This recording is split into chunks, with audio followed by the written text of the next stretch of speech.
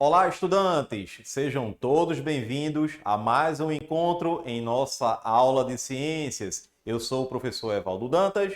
Essa aula é a aula número 30 para o oitavo ano do ensino fundamental. Queria deixar aqui um forte abraço para o meu amigo Robson Tavares, que está aqui no nosso estúdio, o Manuelzinho, que está fazendo aqui o controle da nossa gravação, e também a nossa intérprete, que está aqui nos dando essa grande ajuda. Chega batendo, intérprete! Muito bem, vamos embora. Bom, queria deixar bem claro com relação à nossa temática agora nessa aula, com relação à eficiência energética, queria que você prestasse bastante atenção. Acompanha comigo. A redução na conta da energia elétrica, isso que todos nós queremos. Redução no investimento, por exemplo, em novas estruturas de produção de energia elétrica por parte do poder público devido à redução de consumo. Veja a grande importância disso. Queria que você acompanhasse comigo em tela e também fizesse uma reflexão. Por exemplo, com o valor que deixaria de investir, poderia priorizar ações mais importantes, como educação e a saúde. A redução do uso de recursos naturais não renováveis, uma vez que um dia terão fim, e sabemos bastante disso, tais como o gás natural, o óleo diesel, o carvão, muito usados na produção dessa energia elétrica. É bom que a gente tenha uma consciência ambiental lá na eficiência energética, redução do impacto ambiental, por exemplo, tanto na instalação de novas estruturas para a produção de energia elétrica, como também nos insumos de produção nas usinas de operação, lá na operação. Então, temos aqui em tela a redução da poluição, pois algumas usinas utilizam o óleo diesel, o carvão, o gás natural para a produção de energia elétrica, elementos que são bastante poluentes, e sabemos muito disso. Temos aqui na eficiência energética, a redução do uso da água para a produção de energia, priorizando o consumo humano em regiões onde a água é escassa, aqui especificamente como o Nordeste. Temos aqui muita água acaba sendo usada para a produção de energia elétrica, o que pode ser efeito negativo entre as comunidades de regiões mais áridas.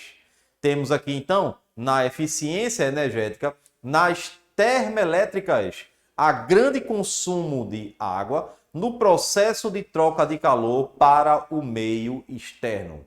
Tipicamente ciências. Temos aqui, nas barragens das hidrelétricas, a retenção, por exemplo, de água para a produção de energia, relegando, em alguns casos, o consumo humano ao segundo plano. Você pode acompanhar comigo a questão do uso consciente dessa energia. Exemplo, junte um número maior de peças de roupas para engomar, ao invés de engomar uma ou duas peças de cada vez. Já começa aí a nossa consciência com relação a diminuir os gastos e o custo de energia. Já começa na nossa casa. Você pode acompanhar aqui comigo? Vou te dar algumas dicas. O uso consciente dessa energia. Não fique abrindo, por exemplo, a porta da geladeira constantemente, pois além de reduzir o consumo da geladeira, ajuda a conservar os alimentos. Se for o caso, liste o que precisa para fazer o almoço e retire de uma só vez. Vamos ter esse cuidado e essa consciência começa dentro do nosso laço familiar, na nossa casa. Muito bem. Quando a borracha da geladeira, exemplo, né, estiver desgastada, faça troca para uma nova. Uma forma de verificar e fechar a porta da geladeira. Isso é muito importante.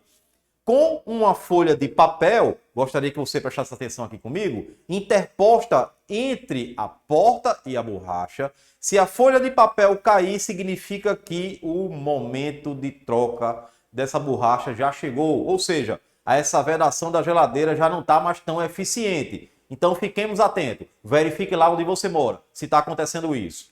Ainda com relação ao uso consciente da energia, o ajuste da temperatura da geladeira por valores intermediários e não a temperatura mínima, pois a temperatura mínima leva a um consumo ainda maior da energia elétrica. Então fique atento e ajude lá sua família para reduzir essa conta. Outra coisa, ao uso consciente da energia, quando for preciso descongelar um produto que fica lá guardado no freezer para uma refeição, ao invés de tentar descongelar usando o micro-ondas, que é um outro equipamento eletrônico, dê preferência para retirar o produto do freezer antes da preparação, para que o momento de preparar, ou seja, esteja descongelando, ou seja, necessário apenas finalizar o descongelamento no micro-ondas. Então, bora ter essa consciência aí, usar menos o equipamento eletrônico, gastar menos energia e a gente ter um alimento mais saudável na nossa alimentação. Bom, gostaria também de deixar bem claro aqui, na questão consciente da energia, congele alimentos em pequenas porções, dê preferência para uma refeição, pois além de conservar melhor no momento do descongelamento, usa-se menor quantidade de energia ao fazer isso usando o micro-ondas. Temos aqui, junte uma quantidade muito maior de roupas para lavar, usando a máquina de lavar até o próximo da sua capacidade. E não colocar aquilo que a gente chama de tiquinho e tiquinho de roupas lá na máquina. Junte o máximo de roupa possível. Aproveite a oportunidade para você utilizar menos a máquina, consequentemente gastar menos energia. Observe, isso é um consumo consciente. Outro ponto para a gente discutir. Assim estaremos poupando energia. Olha o que eu lhe falei. E também a água. A água, quando é bombeada, a situação muito comum em prédios, também consome energia elétrica, além de também ser um recurso escasso e altamente caro. Então, por incrível que pareça, lá no seu condomínio, lá na sua comunidade, quando você está utilizando a água, consequentemente, circuitos elétricos estão enviando isso para você. É bom a gente também ter essa consciência. Outro ponto para a gente discutir. Isso é muito importante e fique atento no que eu vou lhe dizer. Quando, por exemplo, não houver ninguém lá no cômodo, desligue as lâmpadas. Em cômodos onde não há grande circulação de pessoas, é difícil controlar o processo de ligar e desligar. Nesse caso, é sugerida a utilização do sensor de presença. É bom que a gente tenha essa consciência. É bom também deixar bem claro que, pois, é uma solução simples, barata e eficiente. Troque lâmpadas com a tecnologia ultrapassada por lâmpadas em LED, as quais têm um consumo de energia elétrica bem menor que outras tecnologias e são bem acessíveis. Temos aqui, quando o dia estiver claro, por exemplo, dê preferência a abrir as cortinas, janelas e não a iluminação artificial, mesmo que seja em LED. Pois a luz do sol não custa nada e também é benéfica para arejar o ambiente. Gostaria de conversar também com vocês, nesse nosso encontro, na questão de uso consciente da energia, lá o ar-condicionado, o chamado condicionador de ar, funciona semelhante à geladeira, ou seja, se ficarmos abrindo constantemente a porta ou a janela do cômodo, ele vai consumir muito mais do que se o ambiente estivesse mantido fechado durante o tempo que estiver ligado. Fiquemos atentos a isso.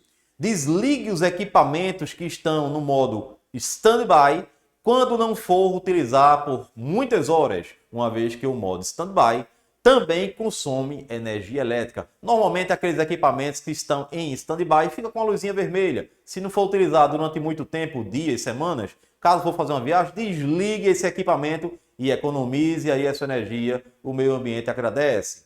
Ou seja, chegamos aqui no final do nosso encontro, conversamos um pouquinho com relação ao consumo sustentável e eficiência energética. Queria finalizar mandando um grande abraço para o meu amigo, professor Robson Tavares. Ele está dando um show aqui no estúdio. Nosso amigo Manuelzinho e a nossa intérprete. Pessoal, até a próxima aula. Um grande abraço.